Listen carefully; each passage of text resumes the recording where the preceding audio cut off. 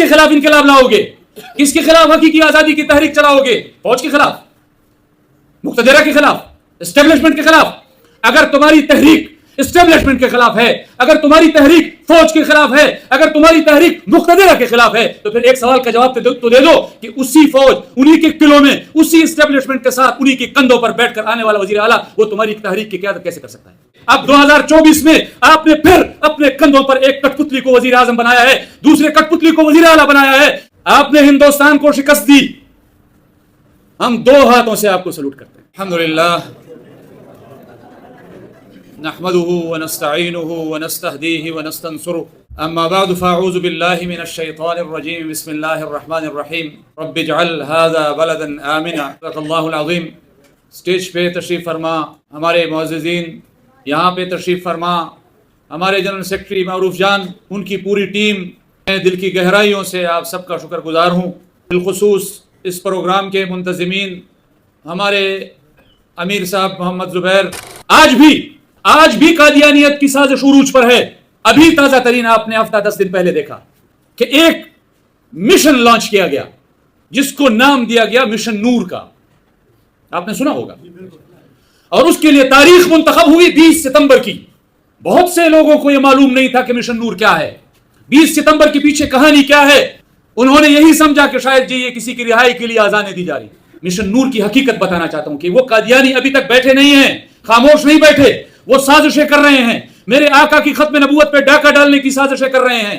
وہ مشن نور میں آپ کو بتانا چاہتا ہوں کہ قادیانیوں کا ایک خلیفہ تھا حکیم نور الدین، دنیا بھر میں وہ جہاں جہاں قادیانیت کی تبلیغ کے لیے مشن بھیجتا تھا اس کو وہ نام دیتا تھا مشن نور۔ آج بھی قادیانی جہاں جہاں اپنا مشن بھیجتے ہیں تبلیغ کے لیے اس کو نام دیتے ہیں مشن نور کا۔ اور 20 ستمبر کی تاریخ یاد رکھیے ڈیرہ اسماعیل خان کے لوگوں، 20 ستمبر کو اسی حکیم نور الدین نے چناب نگر میں قادیانیت کے جو مرکز ہے اس کا افتتاح اس نے 20 ستمبر کو کیا۔ اب آپ مجھے بتائیے کہ کیا مشن نور کا نام اور کیا 20 ستمبر یہ اتفاق کی بات ہو سکتی ہے؟ کیا میں اس کو اتفاق کہوں؟ اور پھر آزانیں دی گئیں، بخدا میں بڑا کمزور سا مسلمان ہوں لیکن مجھے شرم آتی ہے، ویڈیوز بنا کر جب آزانے دے رہے تھے تو ان کو آزانوں کے الفاظ تک نہیں آتے۔ ان کے بڑے بڑے عہدیدار، میں نے ویڈیو دیکھی، اشہد ان محمد رسول اللہ پہ ادھر دیکھ رہا ہے اور پھر اشہد ان محمد رسول اللہ پہ ادھر دیکھ رہا ہے۔ یہ تک معلوم نہیں تھا کہ اشہد ان محمد رسول اللہ پہ سیدھا دیکھنا ہے اور حی علی الصلاۃ پہ سیدھے ہاتھ پہ اور حی علی الفلاح پہ بائیں ہاتھ پہ، یہ بھی معلوم نہیں۔ ایک ویڈیو میں دیکھ رہا تھا ان کے ایک لیڈر کی، جب وہ آزان دے رہے تھے تو آزان دیتے دیتے جب آزان کے الفاظ بھول گئے تو آزان دیتے ہوئے کہتا ہے ویڈیو بند کرو، ویڈیو بند کرو۔ مشن نور کا نام بھی دیتے ہیں، قادیانیوں کے ساتھ مماثلت کا نام بھی دیتے ہیں۔ 20 ستمبر جو قادیانیوں کے لیے بڑی ایک سمبولک ایک تاریخ ہے، اس کی تاریخ کو آپ اعلان بھی کرتے ہیں، پھر آپ کو آزانیں بھی نہیں آتی، اور پھر آپ کو اگر ہم کہتے ہیں جی قادیانیت نواز ہیں تو پھر ناراض بھی ہوتے ہیں کہ جی ہمیں کیوں کہتے ہیں۔ اور آج کل کہتے ہیں ابھی جلسہ کیا کہ جی ہم نے حقیقی آزادی کے لیے جلسہ کرنا ہے، انقلاب لانا ہے۔ میں نے کہا کس کے خلاف انقلاب لاؤ گے؟ کس کے خلاف حقیقی آزادی کی تحریک چلاؤ گے؟ فوج کے خلاف، مقتدرہ کے خلاف، اسٹیبلشمنٹ کے خلاف؟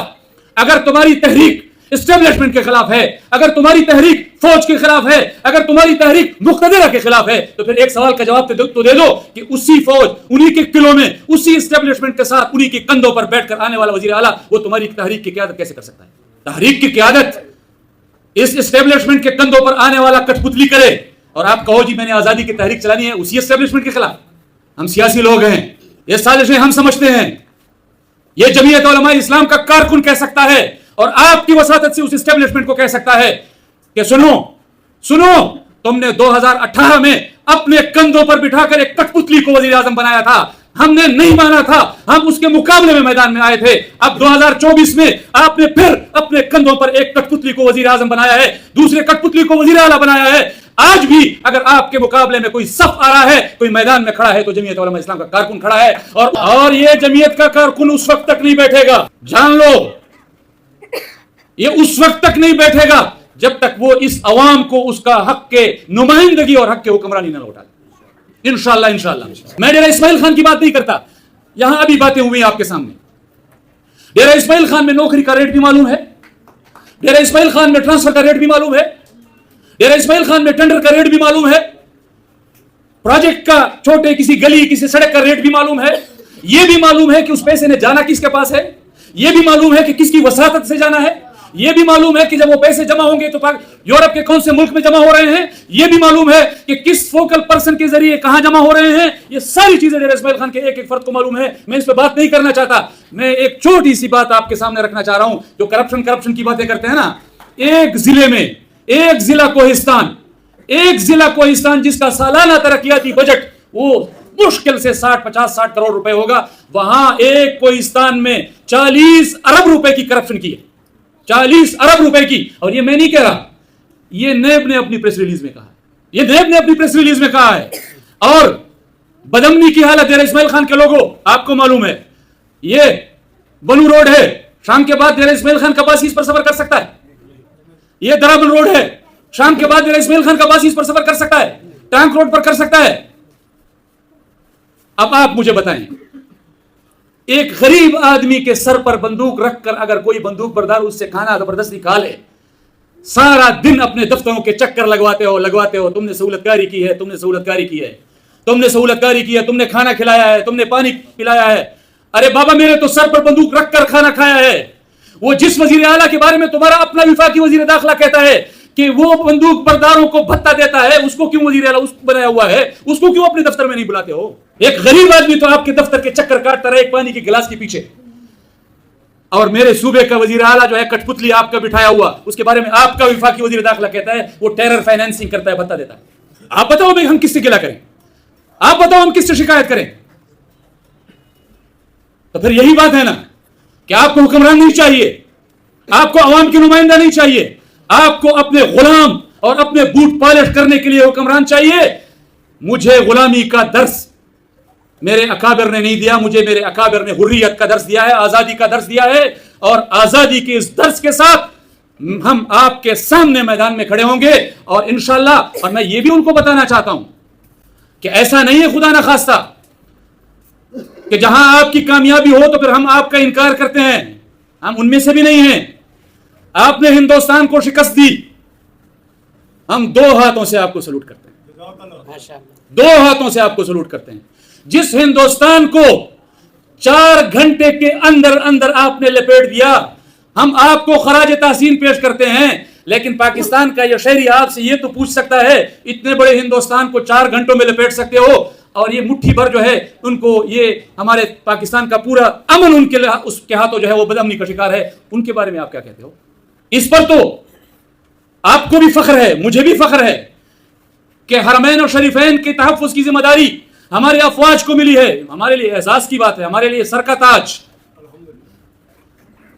وہ تو آپ کو تحفظ کی ذمہ داری دے رہے ہیں, اور میرا ڈیرہ اسماعیل خان کا غریب شہری شام کے بعد اپنے سڑکوں پر سفر نہیں کر سکتا. اس کو تحفظ کون دے گا؟